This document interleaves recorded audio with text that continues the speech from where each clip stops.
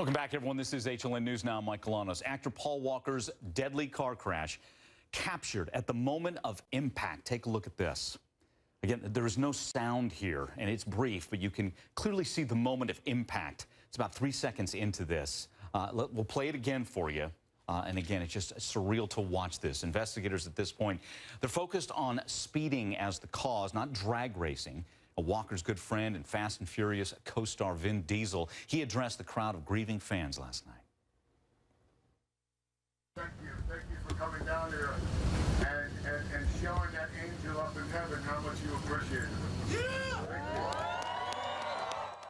Again, such raw emotions here. Walker's family, they're asking people to make donations to his charity, Reaching Out worldwide, instead of sending flowers. Now, as Paul's father tells our affiliate KTLA, one of his fears in life was losing a child. Paul's been killed.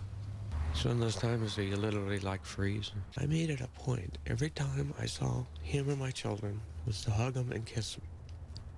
And tell them every other sentence if I could, you know I love you. But you know, as a father, that's a fear you always have, that one of your children will go before you.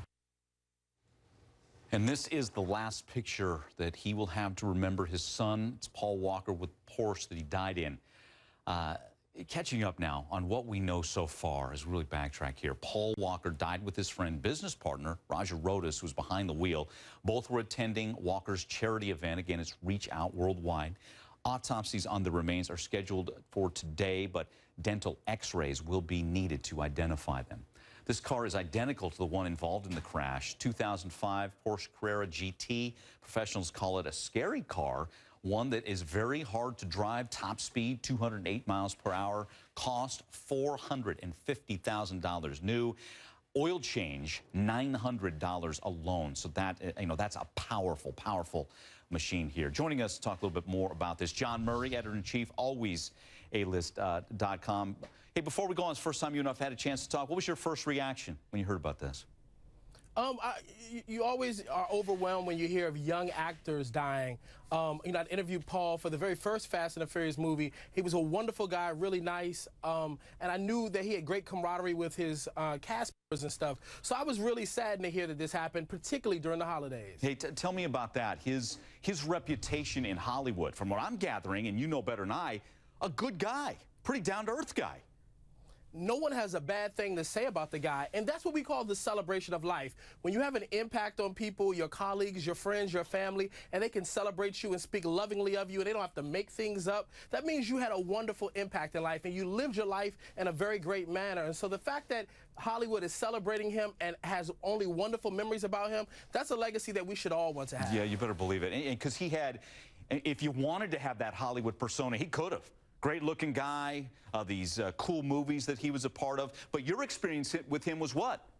Down to earth as well? He was humble, he was excited, and they were all excited. No one knew what was going to happen with the first Fast and the Furious. Who knew that it was going to become the blockbuster, and now we're working on Fast and the Furious 7. So he was excited about the film. He was just a nice guy. And as you hear other people do interviews that reflect on him and his life and his legacy, up until the time that he died, they say he was a nice guy. Hey, you mentioned Fast and Furious. They were in the midst of filming Fast and Furious 7. What's going to happen? Well, the director has also spoken out, and he said that they're going to suspend production.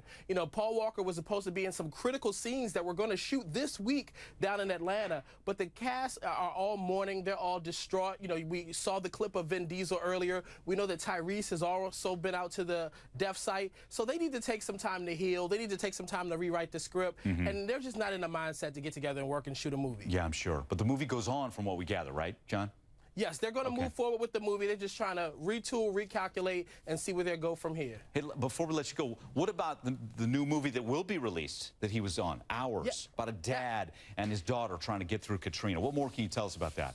The studio says that it'll be out. It'll be out in 2 weeks. They said that they know Paul well enough to know that he would want this movie to hit box office even after he died. All right. John, it was good talking with you, and we'll lighten things up as we chat in the next block about the Kardashian Christmas card, so hold your thought on that one.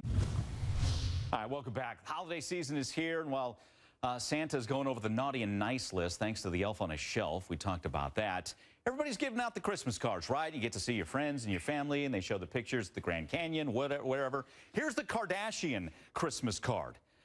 Wow. I mean, you're wondering, what were they going for here? Again, everybody looks great. No guys in the shot other than Bruce Jenner, who's in a plastic tube.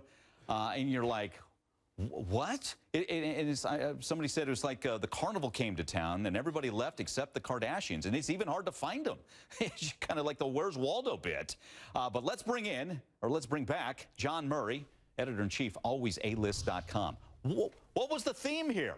Help me out.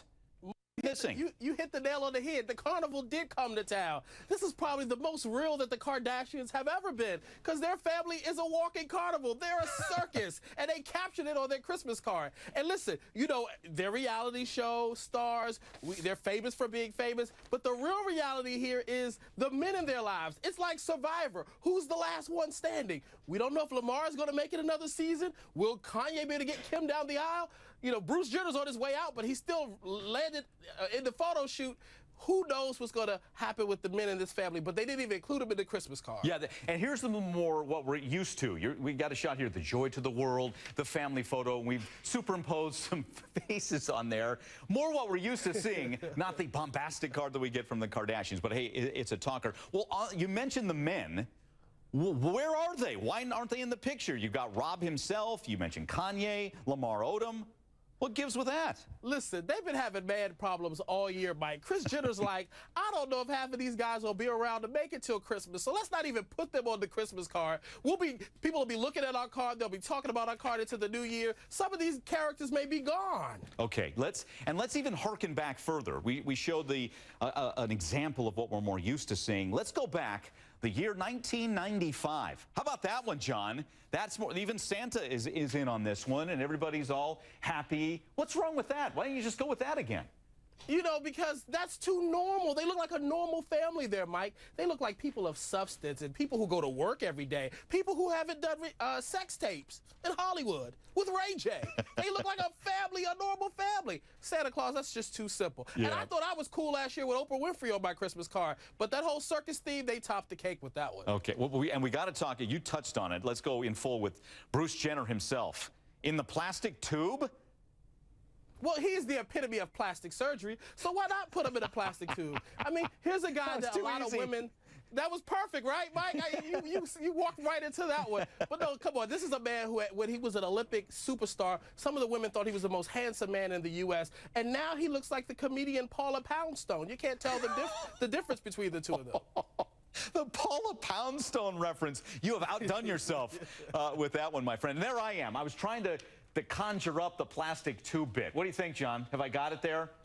You got it, Mike. Mike, let me tell you, Mike, the Robin Thicke for Halloween, the plastic tube for the Kardashians' Christmas. I'm telling you, you're a rock star. I don't know why you keep not showing your rock star gifts, man. All right, we're going to keep going with it. Keep pulling it out of me, John. All right, great stuff as well. And there we are behind I'm feeling Bruce Jenner here and how he's trying to survive the holidays in the midst of the Kardashian card. John, great stuff as always. Thanks again. The Paula Poundstone reference. Well done.